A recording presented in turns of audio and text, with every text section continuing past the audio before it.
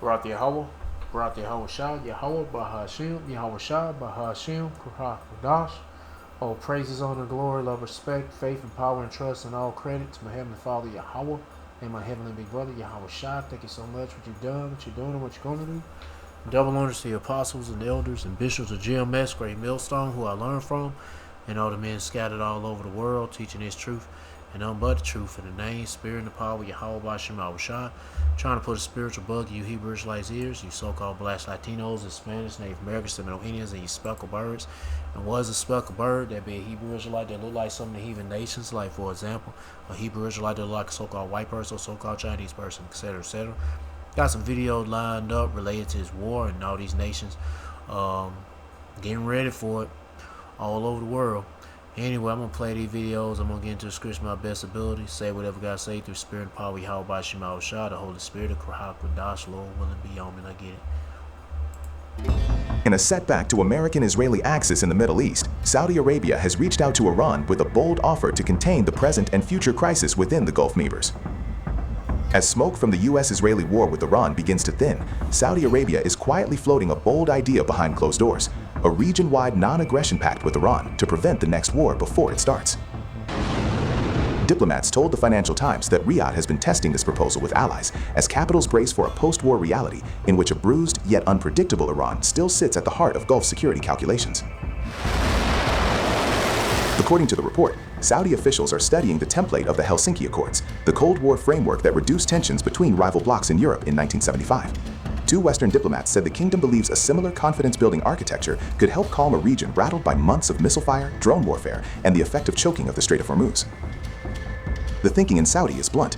Even weakened, Iran is not going anywhere, and the Gulf must find a way to coexist with it without living under constant threat. Gulf states fear that once the guns fall silent and the large American military footprint recedes, they could be left facing a wounded, more hawkish Iranian establishment at their doorstep. European capitals and EU institutions, diplomats said, have shown interest in the Saudi pitch, seeing it as a pragmatic route to prevent renewed escalation, while offering Iran security assurances that it too would not be targeted. Yet the proposal is riddled with political landmines. An Arab diplomat quoted by the FT cautioned that participation would be decisive. In today's climate, bringing both Iran and Israel to the same table appears unrealistic, but excluding Israel could make the pact counterproductive in Arab eyes, where Israel is increasingly viewed as a central source of instability after the Gaza war. Meanwhile, parallel back-channel talks between the US and Iran over reopening Hormuz have focused narrowly on Iran's nuclear file, leaving Arab concerns about missiles, drones, and regional proxies unresolved, precisely the issue Saudi now wants addressed through a broader regional security compact.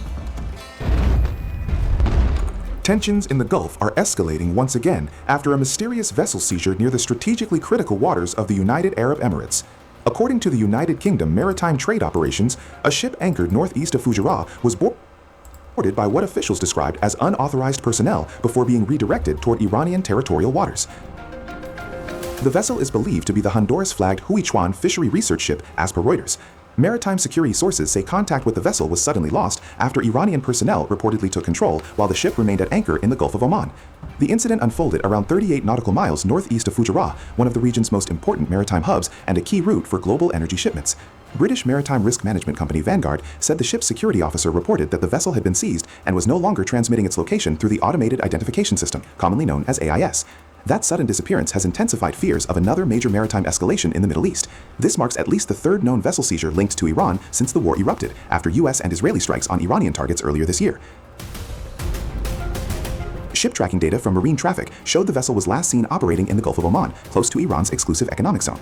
The move has raised alarm across the international shipping industry, especially as tensions continue to grow around key maritime choke points near the Strait of Hormuz, the route through which nearly 1/5 of the world's oil supply passes every day. So far, Iran has not officially commented on the incident. The vessel's operator, SG Navigation, based in the Marshall Islands, has also remained unreachable. But with ships vanishing, military tensions rising, and global energy markets already under pressure, this latest seizure is likely to deepen fears that the Gulf could become the next flashpoint in an already widening regional conflict.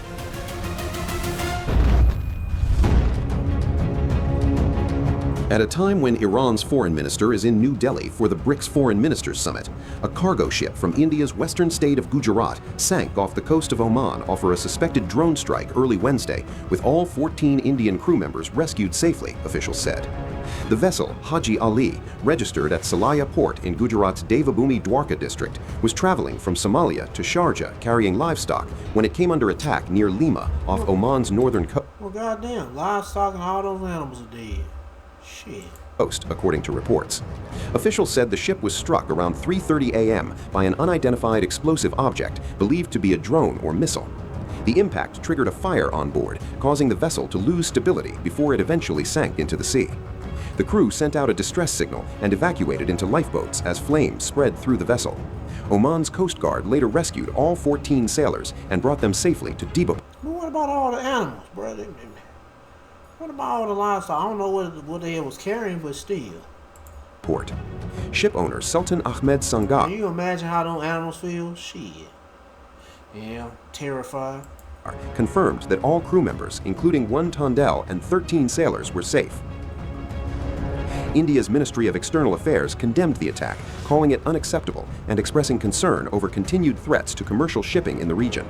The attack on an Indian-flagged ship off the coast of Oman yesterday is unacceptable, and we deplore the fact that commercial shipping and civilian mariners continue to be targeted, the ministry said in a statement. The ministry said all Indian crew members were safe and thanked Omani authorities for carrying out the rescue operation. Indian officials also stressed that civilian shipping and maritime trade routes must not be targeted, warning against actions that threaten innocent sailors or disrupt freedom of navigation in the region. And what about the animals? No group has claimed responsibility for the strike, and Omani authorities are investigating the incident. The sinking comes amid heightened tensions in the Gulf region linked to the ongoing Iran-US conflict around the Strait of Hormuz, one of the world's busiest shipping corridors. The incident marks the second sinking involving a Gujarat-linked vessel in less than a week. Earlier, another Salaya-based vessel, the Al-Faiz Nur Suleimani 1, reportedly sank in the Strait of Hormuz after being caught in regional crossfire. The back-to-back incidents have raised concerns among ship operators and traders in Gujarat's traditional maritime sector, many of whom depend on Gulf shipping routes for cargo transport. Another historic season in the national. Yeah, well, let's get to the next one. As Chinese stealth jets roll out of near-dark factories almost non-stop, is Beijing quietly preparing not just for a Taiwan flashpoint, but for a long Pacific air war where sheer numbers decide who owns the skies?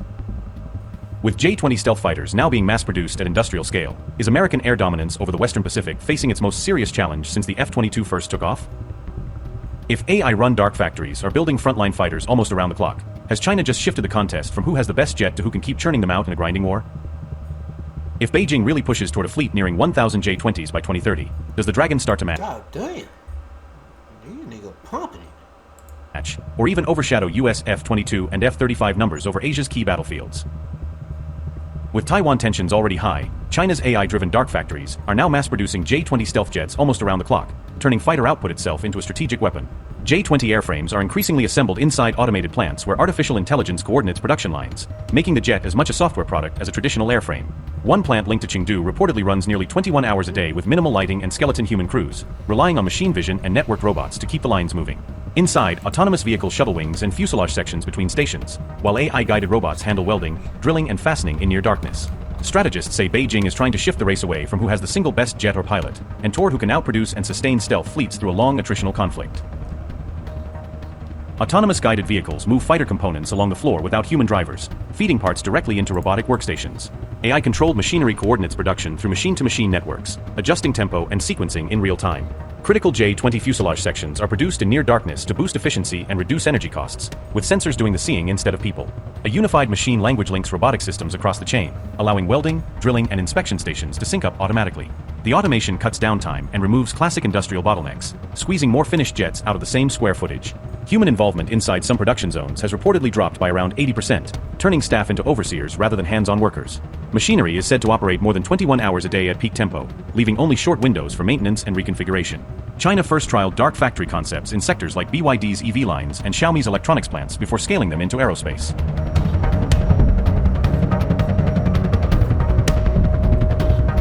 I might as well go ahead and read it before this video ends. Joel chapter 3 verse 9, proclaim ye among the Gentiles, prepare war, wake up the mighty men, let all the men of war draw near, let them come up, beat their plowshares into swords, and their pruning hooks into spears. Let the weak say, I am strong. These niggas are building 1,000, they plan on building 1,000 E-jets in 2030. I don't know how long, let me see. And he said the F-22, I guess this matches up with the F-22.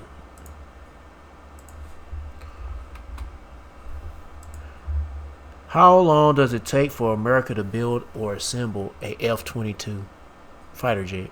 Yeah. 30 months. Damn.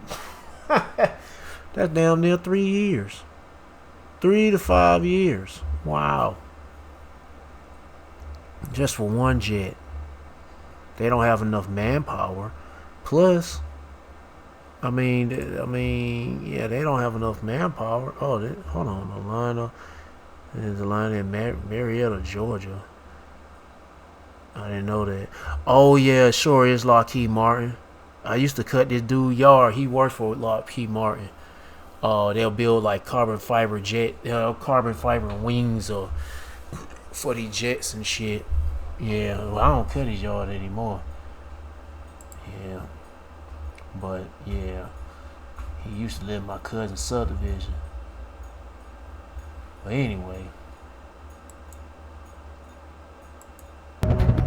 Open source estimates suggest China now fields more than... Yeah, he said he would specialize in making help mold the wings, the carbon fiber, and put them inside these, I guess, ovens or some shit.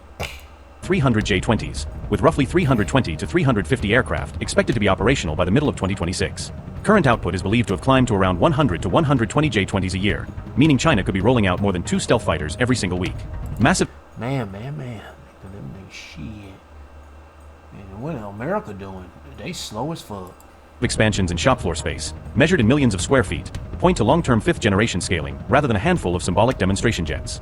Analysts warn that if these trends hold, a fleet edging toward 1,000 J-20s by 2030 could rival combined F-22 and F-35 numbers available to the U.S. in the Pacific theater. And they'd probably be cheaper. Yeah, they'd probably be cheap. I don't know about cheaply made, but they'll probably be cheaper price.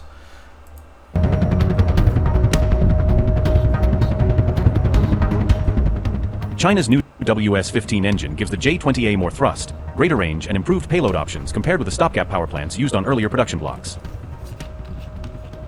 China began serial deliveries of WS-15 equipped J-20 as by late 2025, marking the start of a new performance tier for the fleet. The WS-15 is reported to generate thrust in roughly the 18.5-ton class, boosting climb rates and speed. Extra power improves acceleration, payload flexibility, and high-altitude flight, letting the jet carry more weapons or fuel without feeling sluggish. The engine enables sustained supercruise, supersonic flight without relying on fuel-hungry afterburners over extended distances.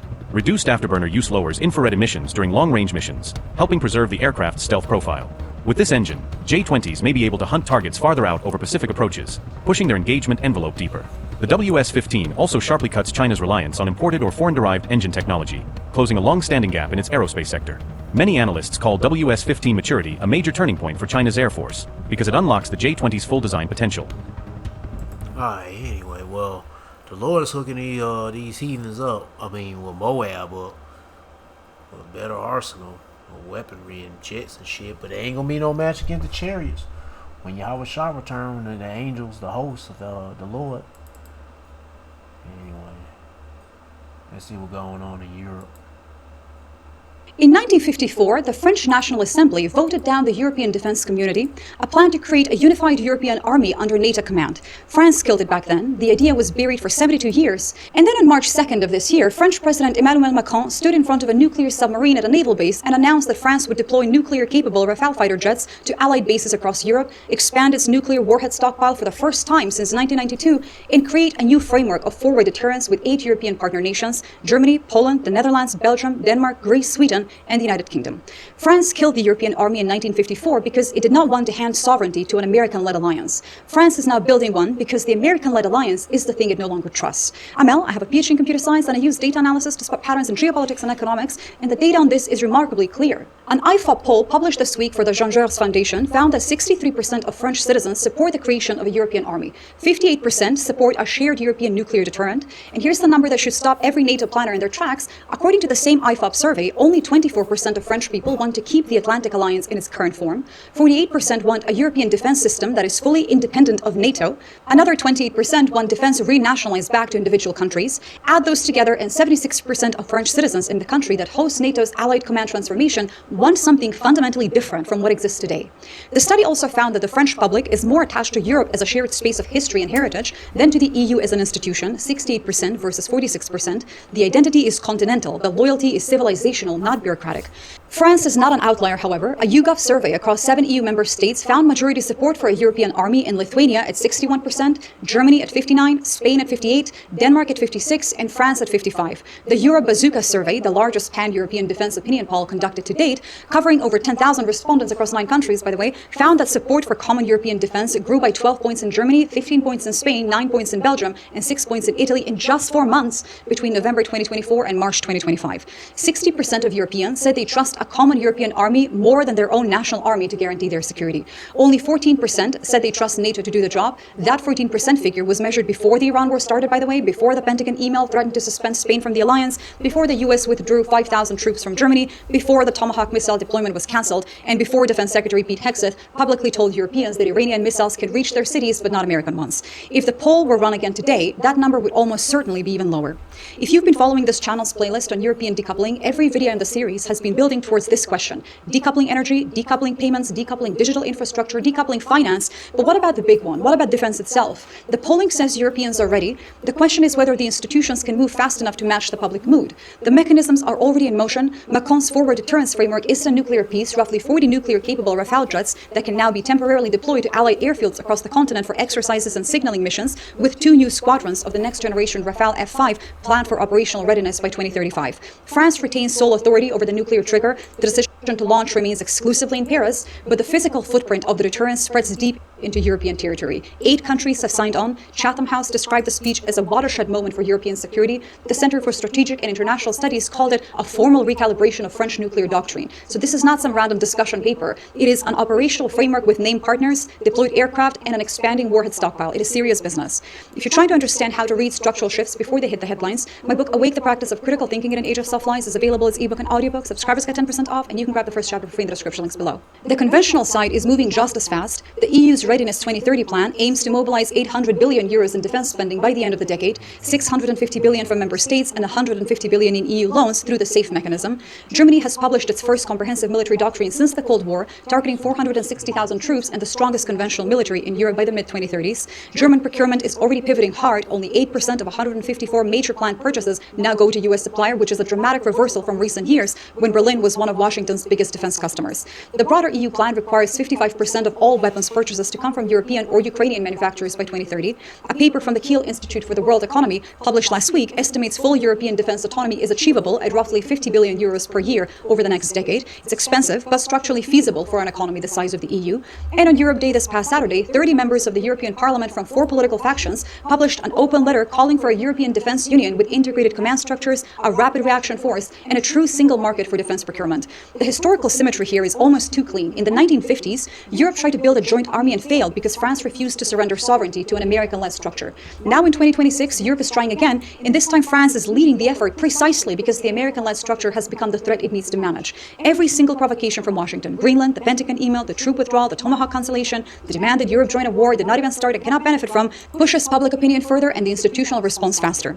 So what does this actually look like by 2030? A Bruegel survey found that 56% of Europeans prefer the maximalist version of defense cooperation, a fully integrated European armed force the size of a NATO Army Corps at roughly 60,000 troops, with decisions made by majority voting, joint procurement, and no national opt-outs on specific missions. So that is not really a coalition of the willing, that is a standing European military with binding commitments.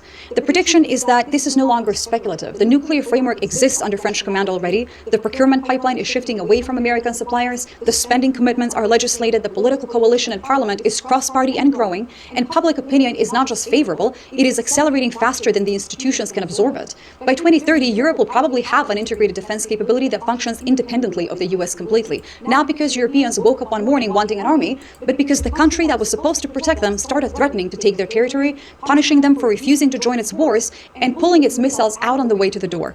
And pretty much the Lord is putting that spirit on the beast to hate the whore. the beast would be NATO, EU, and the whore being America. Next video. Switch and get 4 phones for $0, plus 4 lines for just $25 a line. We really needed that power slide. That would have broken the bank. Let's see your Firefly. I can help. In October last year, Donald Trump suggested NATO should throw Spain out of the alliance for not spending enough on defense. He called Spain a laggard. In February, Spain refused to let the US use the Rota naval base and Moron air base to launch strikes against Iran. Foreign Minister José Manuel Álvarez said at the time, "We will not lend our bases for anything that is not in the treaty or consistent with the UN Charter."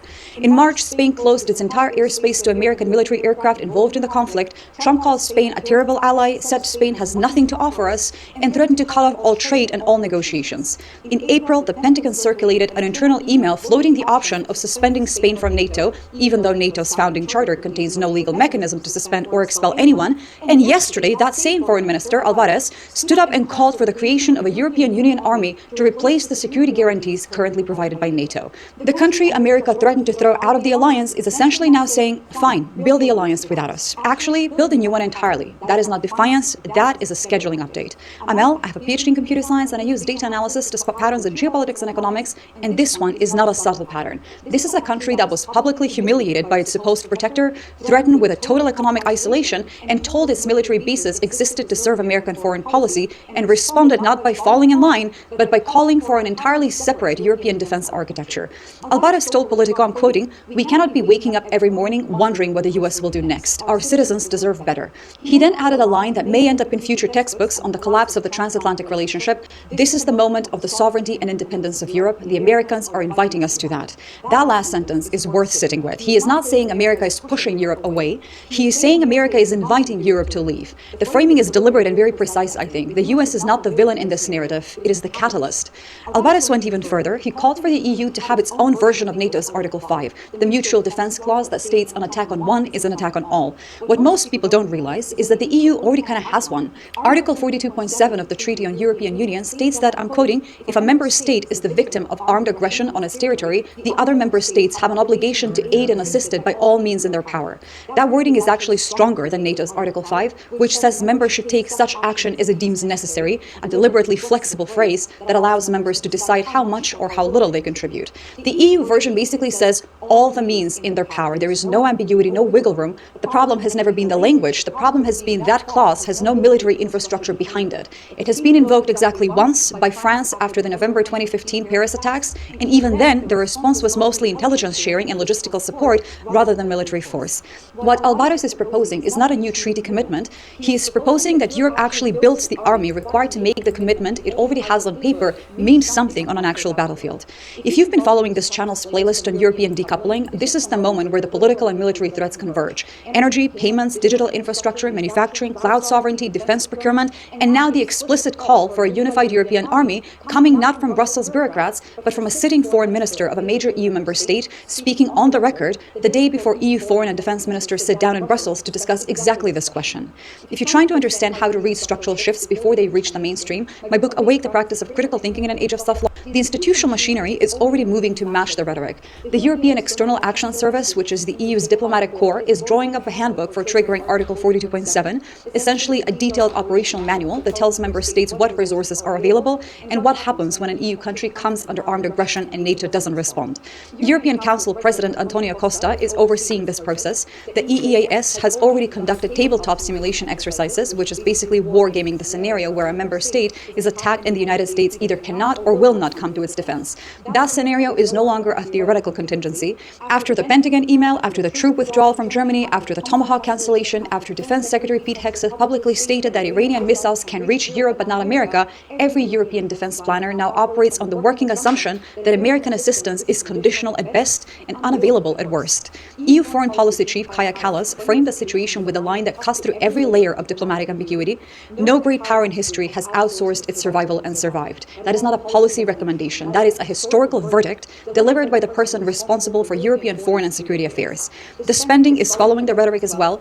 Brussels and member states are preparing $943 billion in defense spending by 2030. Germany is building towards 460,000 troops and Europe's strongest conventional army by the mid-2030s, only 8% of Germany's major military procurement now goes to US suppliers, the EU requires 55% of all weapons purchases to come from European or Ukrainian manufacturers by 2030, France has deployed a forward nuclear deterrence framework with 8 European partner nations, 30 MEPs from 4 political factions have published an open letter calling for a European defense union with integrated command structures and a true single market for defense. And now, Spain, the country that was threatened, insulted, and nearly suspended from the very alliance it helped sustain for decades, is calling for the whole project to be formalized into a standing European army with its own binding mutual defense guarantees. Alvarez said it plainly at Davos back in January, I'm quoting, "If we want to continue being a peaceful continent, we need to have the deterrence in our hand." And yesterday he said, we have to be free of dependence. Free of dependence means to be free of coercion, whether it comes to tariffs or the use of military threat, and free of the consequences of somebody else's decisions. The prediction is that Spain's call does not remain symbolic. The Foreign Affairs and Defense Council meetings happening in Brussels today will produce concrete next steps on operationalizing Article 42.7 and expanding joint European procurement beyond what currently exists. By 2028, the EU will have a functional mutual defense mechanism with actual military assets and command structures behind it, not because Europe wanted to leave NATO, by the way, but because the leader of NATO spent 2 years making the case for European independence more effectively than any European politician ever could. The video on your screen right now covers the polling data showing that 2/3 of Europeans already support an independent European army and only 14% still trust NATO to protect them. Spain's foreign minister is not ahead of public opinion, he is catching up to it. Thank you all so much for watching, subscribe. The United States maintains a vast global military footprint. According to latest estimates, more than 80 countries and territories host over 750 American military sites across the globe. However, a new report suggests that most people across the world oppose having US military bases in their country. According to the Democracy Perception Index of 2026, global opposition to American military bases is overwhelming. The study that was conducted by polling firm Data between March 19th and April 21st surveyed people across 97 countries. The findings show that 86 of 97 countries lean against hosting US military bases and that only 4 countries recorded clear public support for American bases, while 7 others were evenly divided. The 4 countries that clearly support a US military presence are Puerto Rico, Poland, Israel, and South Korea. The report notes that all 4 have strong military ties with Washington and face significant security concerns. Puerto Rico is US territory. Poland borders with both Ukraine and Belarus. Israel remains engaged in regional conflict involving Iran, and South Korea relies heavily on US forces as a deterrent against North Korea. However, opposition to US military bases spans regions across Latin America, Africa, Europe, and Asia. Findings even suggest that resistance to foreign military presence is not limited to any one political bloc or geographic region. The report highlights a growing gap between public opinion and government policy. Many governments continue to host or cooperate with US military forces despite mixed or negative public sentiment at home. The findings also come at a time when Gulf nations have become targets of Iranian attack for hosting American military bases. In fact, Iran has repeatedly hit countries such as Qatar, UAE, Bahrain, and Saudi Arabia during the current war, which host key US military facilities. At the same time, President Donald Trump has repeatedly questioned America's military commitments abroad and has warned that Washington could scale back or even recall troops stationed in parts of Europe unless allies contribute more towards defense spending. The debate has reignited global discussions over the strategic value, political costs, and public acceptance of long-term American military deployments overseas.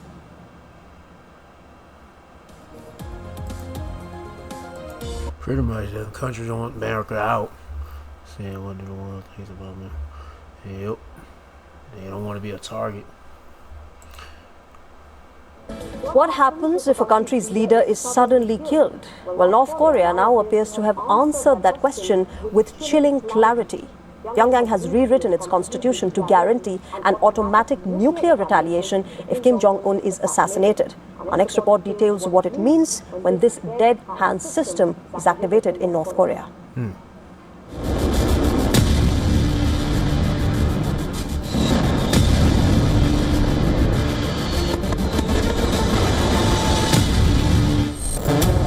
Buried deep beneath mountains, inside hidden bunkers and sealed command centers, some of the world's deadliest systems are designed for one terrifying purpose: revenge after annihilation. Now North Korea appears to be moving closer to that doctrine. According to reports, Pyongyang has updated its constitution to require an immediate retaliatory nuclear strike if leader Kim Jong-un is assassinated or incapacitated during conflict. This is encoded in the dead man switch system. So what do you mean? Say if that nigga had a heart attack, they gonna release the a heart attack and he dies from that heart attack, then they'll go like, no, nigga, no. Anyway, but thing is, the Lord is gonna allow these niggas to launch, and no, the Lord is gonna launch these things by His will. It's not by fucking. Is this little fat face little nigga get assassinated? No, the Lord gonna make, He gonna make all these leaders. He gonna keep all. I don't know. He might drop one of these leaders. I don't know. I can tell you, whatever. I don't even know what to say. I'm just lost for words right now.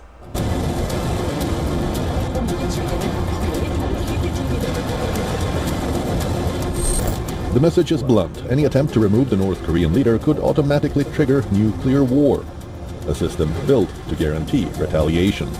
This isn't just a threat, it is a legal mandate for doomsday. It will be unleashed by a pre-programmed system. No phone calls, no second thoughts. Just total retaliation. But it's all by the will of the Lord, man. Strategy is not entirely new.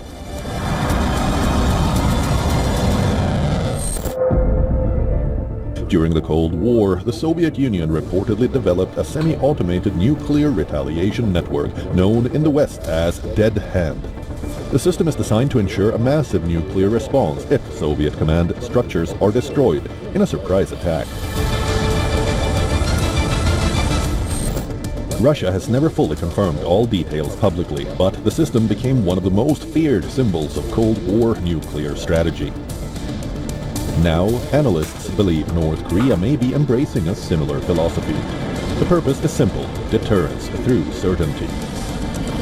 If enemies believe an assassination strike would trigger automatic nuclear retaliation, the chances of such an operation become far riskier, but the dangers are enormous. Critics warn that automatic or pre-authorized launch systems reduce human decision-making during moments of crisis.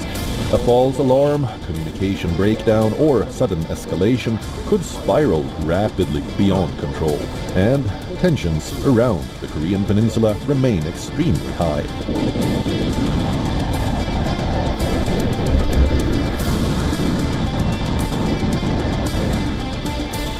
North Korea continues expanding its missile program, testing long-range weapons capable of reaching regional rivals and potentially the United States. South Korea, Japan, and Washington have all increased military coordination in response. Now, the constitutional update adds a darker dimension to the standoff, because nuclear deterrence has entered a new phase, not just about surviving war, but ensuring retaliation, even from beyond the grave. Bureau Report, WION, World is One. This is tender, juicy, slow. Well, moving on now, Russia announced it has successfully tested a new nuclear-capable intercontinental ballistic missile, the Sarmat, which it expects to deploy later this year. Well, Russia has released its footage of the test launch of its... Really, to be deployed later this year. Yeah, hopefully it do be deployed later, maybe next, well, this year, but hopefully it be used next year, carrying warheads on that bitch. Next generation. Heading straight to America, Babylon the Great. It's called Satan 2. Sarmat intercontinental ballistic missile. Well, this is one of the most powerful nuclear weapons ever deployed and developed. The test was confirmed by General Sergei Karakaviev, chief of Russia's strategic missile forces. Russian President Vladimir Putin congratulated the military on the test and said that the missile's operational range can exceed 35,000 kilometers. Putin announced the... A long ways to touch somebody. But I'm like, really, the missiles don't touch anybody. It just getting there to the where it need to be to drop off them warheads. Now, I wonder what's the payload? Oh, I know Google might not have the information, but let's just see. How many nuclear warheads can Satan 2 carry? It says designed to carry 10 or more multiple independent targetable re-entry vehicle nuclear warheads along with decoys Even with decoy, oh yeah, they got to have decoy warheads. I guess the warheads, those decoys be like, to make it look like they're not them, not the real deal, but the real ones be somewhere else. The decoys probably be ahead of then the real ones be in the back, or come down later. I don't know. Anyway, it is designed to deliver these payloads over a range of 12,000 miles with capabilities to strike targets across continents. The intercontinental ballistic missile will be placed on combat duty at the end of the current war, following successful testings. The missile can travel not only along a ballistic trajectory but also along a suborbital one. This thirdly makes it possible to ensure a range of more than 35,000 kilometers, while at the same time doubling its accuracy. Finally, it has the ability to penetrate all existing and future anti-missile defense systems. By the end of this year, Sarmat will indeed be placed on combat duty. I hope that bitch be deployed, or either whatever they call it. They activate, launch those sons of bitches. But I'm not gonna say this year, but most likely next year. And shit, yeah. Pray like heaven you don't be you be in a chariot before they make contact. But I ain't talking about the daggone missiles, but I'm talking about the warheads making contact. But when the missiles make destination and drop or let go of those warheads, then yeah, you want to hope and pray you be in a chariot by that time. 2017 года. Putin says work on Poseidon and Burevestnik systems are in their final stages. Burevestnik is a nuclear-powered unlimited-range cruise missile, while Poseidon is an underwater torpedo, both touted for their ability to evade current defense systems. This intercontinental ballistic missile is one of the most powerful in the world, capable of carrying multiple nuclear warheads and hitting targets across vast distances. Weighing over 200 tons, the missile has a range of 10,000 to 18,000 kilometers. 10 warheads. And can fly at a terrifying speed of 26,000 kilometers per hour. The nuclear-capable missile can also evade most modern anti-missile defense systems. The planned deployment of the missile, designed to deliver nuclear warheads to strike targets thousands of kilometers away in the United States or Europe, follows years of setbacks and delays. In the West, this Russian missile is called Saturn II for a reason. Its warhead yield is 4 times greater than anything in the NATO arsenal. It is designed to punch through any existing missile defense system with ease. The missile test took place amid continuing international peace initiatives, with the US advocating for a temporary ceasefire in exchange for easing sanctions on Moscow. The situation unfolded after a 3-day ceasefire, which was announced by US President Donald Trump last week, which expired over the weekend.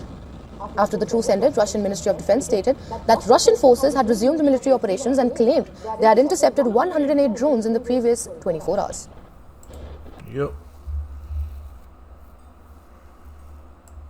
Isaiah chapter 54, verse 16. Behold, I have created the smith that bloweth the coals in the fire, and that bringeth forth the instrument for his work. And I have created the waster to destroy. And they ain't talking about them ICBMs. Now the ICBMs are important, but they're just the ones that carry the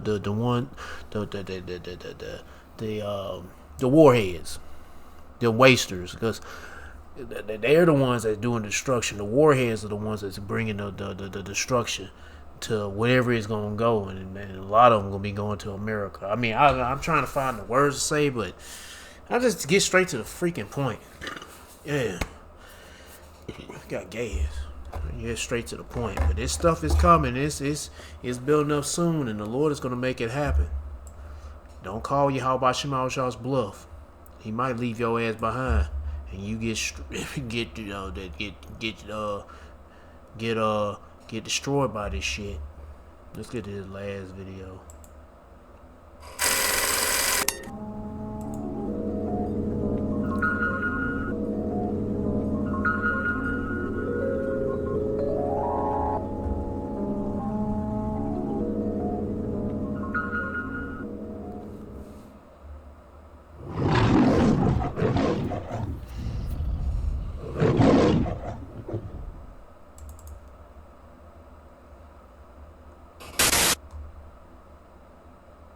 Hey y'all, so I had a crazy dream, let me tell y'all. So after work, Joel chapter 2 verse 28, and it shall come to pass after that I will pour out my spirit upon all flesh, and your sons and your daughters shall prophesy, and your old men shall dream dreams, your young men shall see visions.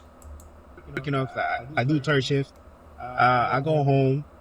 I go to bed, and then I'm dreaming that the day is very peaceful. I'm with my siblings and family. We're walking, and everything is peaceful. But all of a sudden, we look up and we see a bunch of missiles, coming down, raining down on us, and the people are just screaming, running everywhere. And I'm like, what the heck? But they look so clear.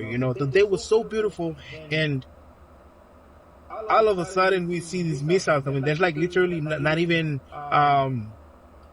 the sirens. There's no siren like alarming us, hey, missiles are coming. Not at all. It was like a surprise.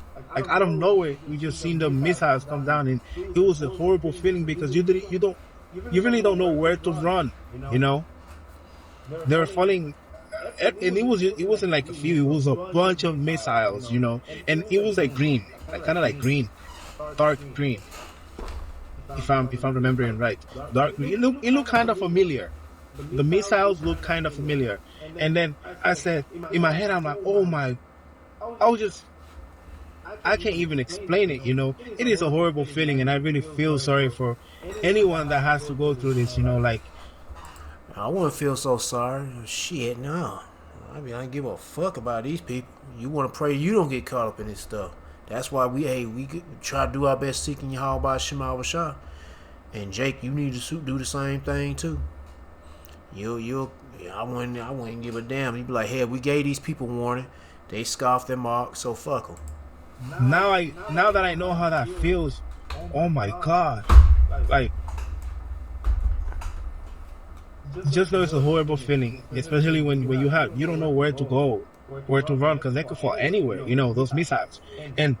But to continue, right, we're running uphill, and then as we're running, I see these men behind us, because I'm looking up, behind, looking everywhere, but mainly up to see where they're to kind of guess where they're going to land, so that we can avoid it. And my brother is running ahead of me, and as I'm running, I see this man. He loads his gun, and he says, "You guys gotta stop." And I stop, and I look back at him, and I'm confused, but I'm like, hey, I don't want to die. I'm fearing for my life, Why is this man pointing a gun at us, And then he says, no, not you. And then I kind of go sideways, and I move, and he says, move. And then he aims at my brother, and I'm looking at my brother, and I realize, well, he's calling my brother. He says, come over here. Get over here. And he's saying, you are going to help us fight this war, something like that, And basically he had no other choice. Either you join and fight, or you'll die. And I was fearing for both our life, So then I go and I see my brother, and I'm like, I wanted to ask him, are you really going to accept this? Are you really going to let this happen? Because I was ready to. I believe I was ready to say no. If he was to ask me to join, I was gonna say no. I guess it sounded like they were getting drafted into a war. But anyways, I was so sad, heartbroken. Oh my God, you have no idea to how I was feeling, I'm like, looking at my brother in the eye, like he wanted to cry, I wanted to cry, like, because it was like we knew what was coming, there was no escape from that. He's like, we're not escape from from dying. That's what I mean. And I guess he just accepted it. He's like, all right, whatever. He accepted it, and he just. After that, I just woke up. I was sad. I was just so sad, and I just woke up. I guess so. Well, anyway, let me read this scripture. He said a bunch of missiles. I don't know counter missiles, but I guess the missiles that can maneuver. It ain't gonna be the intercontinental ballistic missiles, because they go way up in Earth's atmosphere, below Earth's atmosphere, and that's about it. But I guess he's talking about just some short-range missiles, or missiles that can, Anyway, let me read it. Joel chapter 2, verse 7. They shall run like mighty men. They shall climb the wall like men of war. And they shall march everyone on his ways, and they shall not break their ranks, neither shall one thrust another. They shall walk everyone in his path, and when they fall upon the sword, they shall not be wounded. And they talking about the missiles. They ain't talking about actual men. Yep. They shall run to and fro in the city. They shall run upon the wall. They shall climb up upon the houses. They shall enter into the windows like a thief. The earth shall quake before them. See what I'm saying? These are not men. These are missiles. And they're carrying a nuclear warhead. The heavens shall tremble. The sun and the moon shall be darkened, and the stars shall withdraw their shine. So they're going to create smoke, earthquake, a noise, loud noise. I mean, it's going to be some destruction. And that's all I can say. Seek Yahweh Shema Shah by seeking his prophets, take heed to what they say, and try to build a spiritual mental relationship with Yahweh Shema Shah by praying Yahweh Shema Shah, praising Yahweh Shema Shah, worship Yahweh Shema Shah, fearing Yahweh Shema Shah, and repenting to Yahweh Shema Shah. To all the men out there pushing this truth and nothing but the truth in the name, spirit, and power of Yahweh Shema Shah. Keep on preach, keep on teach, keep your faith and trust strong, Yahweh Shema Shah. Stay humble, and for you few sisters out there taking heed, keep your faith and trust strong, Yahweh Shema Shah. Stay humble, stay in order with your man. If you ain't got no man, stay in order, Yahweh Shema Shah. Peace and bless to the hopeful elect, and all praises to Yahweh Bahashem, Yahweh Shah. Shalom.